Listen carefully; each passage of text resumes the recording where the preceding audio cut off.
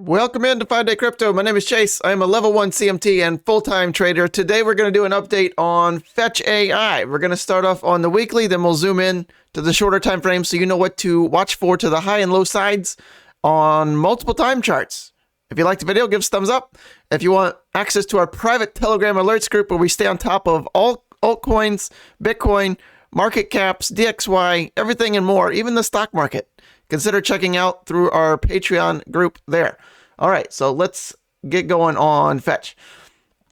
Last week, we had a little bit of volatility all the way down just above the 21-week EMA, and that tends to be where a great buying opportunity lies in a bull run. Usually time after time, multiple times throughout the bull run. We've only done it one other time right here, right? We had our big move up off of our kind of our sideways consolidation coming out of the bear market. First major move fell right to the 21-week EMA at 50 cents. Next major move, right? Break up all the way above $3. Move down to the 21-week EMA. Does it mean we're over yet? No, we didn't actually tag it. We could be going down a little bit lower. We could tag it actually. But you can see previously it was very kind of right on the edge as well. Didn't actually get like relatively, punched through it, so to speak, right? Now, the good and the bad with having these explosive moves is you don't build a whole lot of structure going up to the stratosphere. So that's really your only spot to be looking at. Where did it tag previously and hold is the 21-week. Fetch is one of the most explosive. So guess what happens when we start to move up again, right? Fetch will likely continue to lead the explosive way. Is the low in already? Is the local in? We don't know yet. But if we come back down, having an open order already in around the 21-week, and currently, if you look at the top left there, right in the yellow, just under 160 as of now. That would probably be about 158 if we go down a little bit this week, right? If we go to touch it again this week, this will start to move down a little bit. But around that level, right? You don't want to be too greedy and do like to the exact penny or tenth of a cent, right? You want to a little bit higher usually, right? Look at what if you would have done the 21-week last week. You would have been front run just a little bit. So if your favorite exchange, allows for, open orders, right? Just go do that. Have your stacked sideline of cash if you have any, and you want to get into more, right? Generally speaking, the 21-week is a great spot to do it. So the weekly chart, big macro scale. And why aren't we looking at anything lower?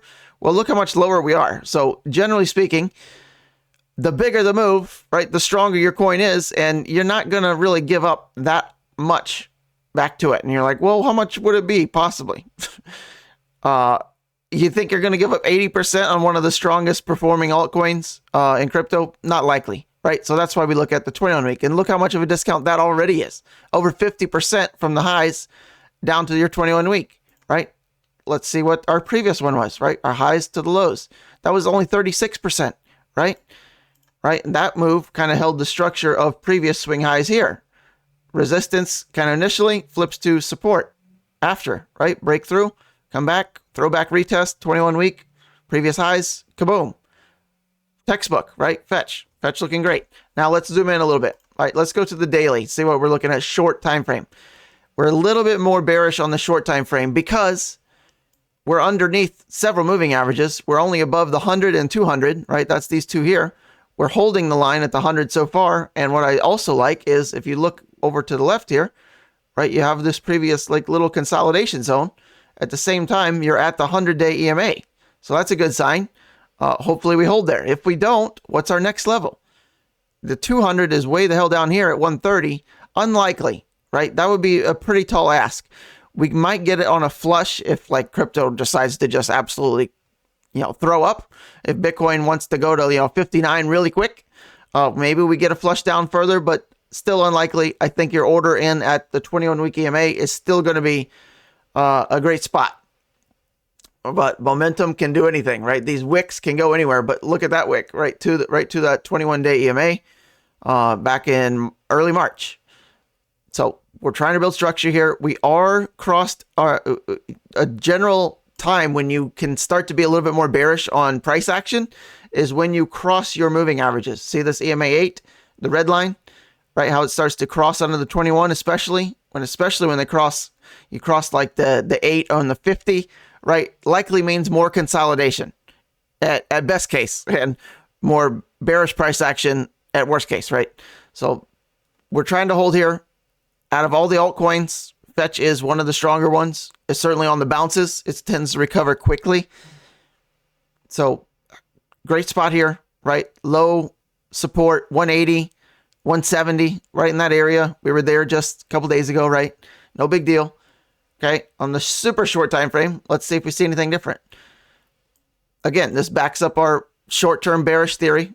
We're now under the 200 EMA, right? That pink line. Until you get back above there, it's hard for the bulls to get traction, right? We're underneath all our moving averages. So by definition on that, you're certainly not bullish, right? You're more consolidation / bearish.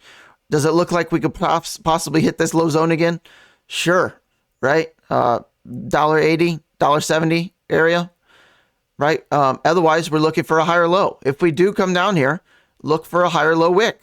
Look for a higher low close. What's the close? Well, look at the closing price. We didn't close under 185. So we'd look for a higher close than that, which is coincidentally very close by.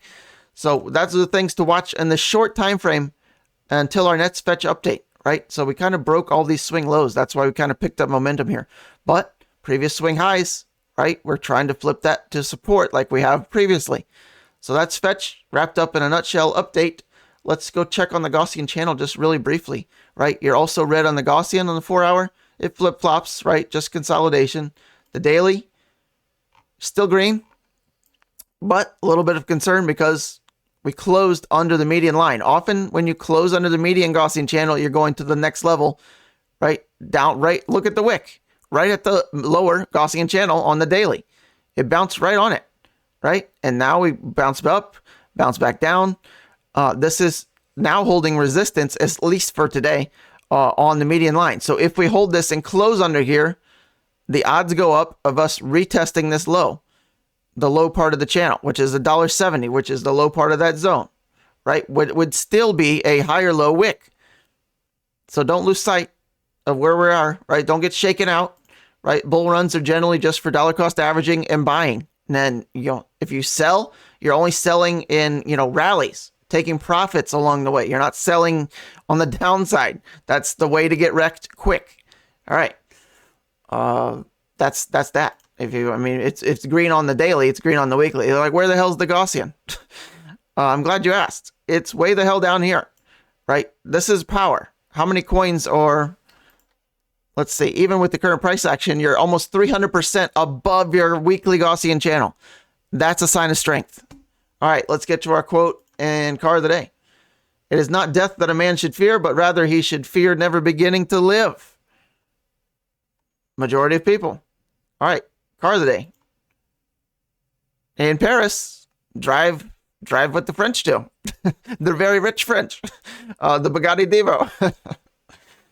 There you go, right in front of the Eiffel Tower, because why not? Probably owns the Eiffel Tower.